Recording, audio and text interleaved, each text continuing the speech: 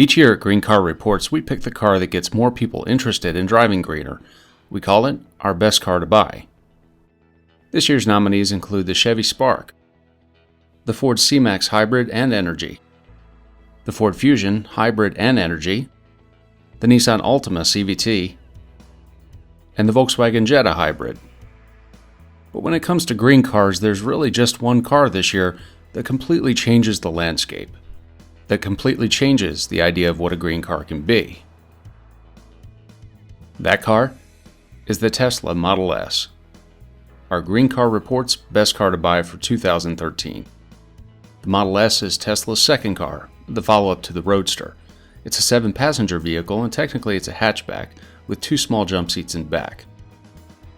A pure electric vehicle, the Model S comes in 3 battery pack sizes: 40 kilowatt hours, 60, and 85 kilowatt hours. It delivers up to 265 miles of electric driving. In performance mode, the Tesla Model S can do 0 to 60 in less than 5 seconds. The regular car does it in around 6 seconds, and that's pretty impressive for a 5-passenger luxury sports sedan. The base versions can accelerate to 60 miles an hour in about 6 to 7 seconds. But what's remarkable about the Tesla Model S is how it handles. After a day spent driving the Model S through Malibu and canyon roads north of Los Angeles, we think it handles the road and holds like a sports car. The center of gravity is lower than any other sedan, the battery pack is mounted low, and it rides a little firmly over pavement imperfections. You know it's not a soft luxury sedan, it doesn't float over every imperfection in the road, but its air suspension keeps the ride remarkably good over bigger bumps, even the deepest potholes. That said, we wouldn't exactly call the Model S nimble. It's a big car with a long wheelbase and a lot of mass, and though you can tailor its steering feel for added weight, like other electric steering systems, it's not particularly filled with feedback. To drive the Model S, you'll have to master the art of regenerative braking. Regenerative braking is when you lift off the accelerator and the electric motor that's propelling the car turns into a generator to put electricity back into the battery. What that does is slow down the car, rather like an accelerated version of engine braking.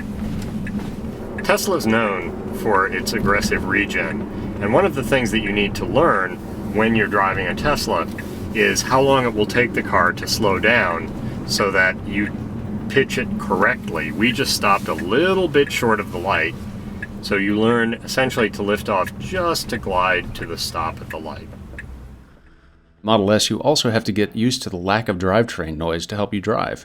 As one of our editors said, if you disable the traction control, it's easy to slide, very quickly and very quietly.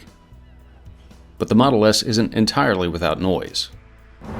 One of the things we noticed driving the Tesla Model S is that tire noise is very apparent on certain types of surfaces.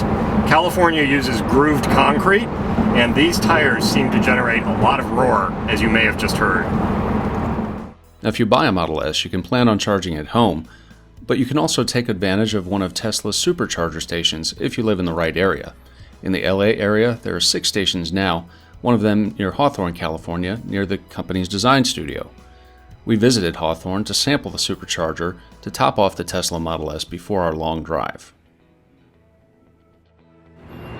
Supercharging is available on most Model S variations, except the lowest range one with the 40 kilowatt hour battery pack. It'll recharge even the 85 kilowatt hour battery pack to about 80% in an hour or less, depending on how depleted the pack is, and that'll give you about 200 more miles. The EPA rates that version at 265 miles of electric range. Here's how it works.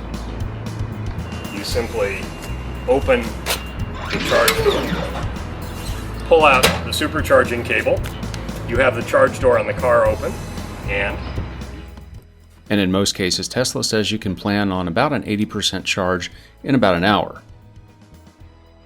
No matter how much of a charge you need, you can keep an eye on how it's doing on the Tesla's gauges, where you can also monitor your previous usage.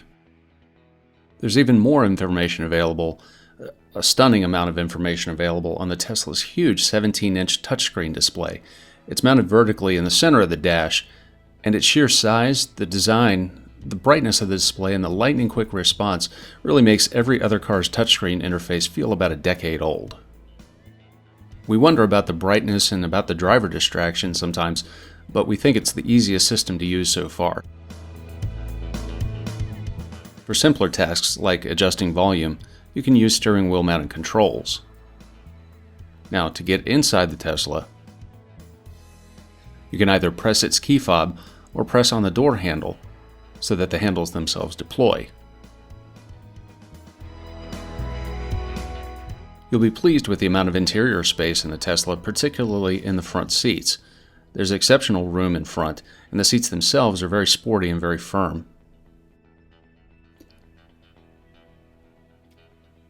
In back, it's a little bit more of an exercise to get in, and there's less knee and head room in general. Since there's no engine, the Tesla has a front-mounted trunk, or frunk, for luggage, and there's also a big cargo area in back. The Tesla's base price is now about $60,000 and can touch $100,000. Even at those prices, we think the Model S has changed what a luxury car, what a sports sedan can be, forever. It's a sporty luxury car, and it's also all-electric. That makes the Tesla Model S a milestone. It may be the first one available anywhere in the world, but we think it won't be the last. Thanks for joining us. I'm John Volker. Read more about the Model S at Green Car Reports and follow us on Twitter, YouTube, and Instagram, and read more at The Car Connection and at Motor Authority.